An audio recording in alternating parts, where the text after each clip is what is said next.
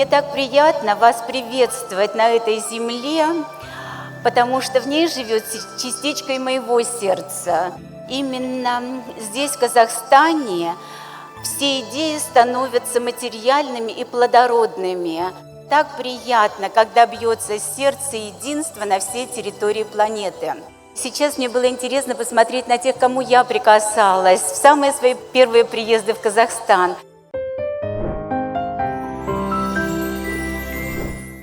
Сейчас даже трудно представить, что какое-то время назад, буквально лет 12-15, здесь был маленький-маленький городок. И я тогда находилась в Алма-Ате и принималось решение перенести сюда столицу. И сейчас, конечно, я не могла сюда не приехать. Мне очень важно было посмотреть, что же здесь получилось. И вот эта великолепная совершенно столица, которая выросла чудесным образом, она вся в символизме, она вся в мире и единении. И в этой столице оказалась и конус, и пирамида, и башня, и замки великолепные, и эта птица, которая символизирует и несет золотые яйца. То есть куда ни посмотришь, везде сплошное наслаждение. И даже от радостей один здесь есть капля. И маниста, и калибровата, и просто роскошь какая-то, которая окружает и которая очень-очень радует. Поэтому мне так приятно вас приветствовать на этой земле, потому что в ней живет частичка моего сердца, которая направлена ко всем жителям данной страны. У меня был всего один день, но я успела съездить в Боровое. Это там, где мыслители Петербурга и Москвы в годы войны создали совершенно великолепное учение о ноосфере. Именно здесь, в Казахстане, все идеи становятся материальными и плодородными.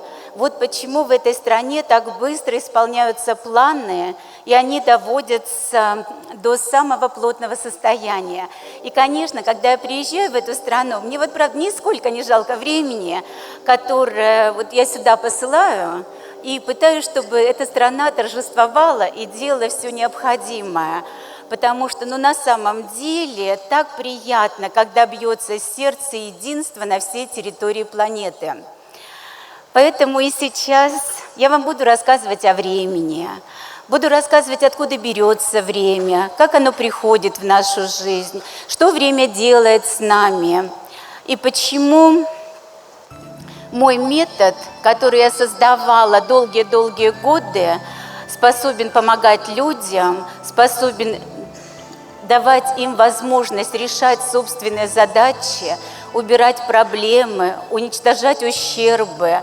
И каждый человек, кто получил время, он его использует по назначению, по своему собственному вразумлению, но любой человек становится всегда лучше.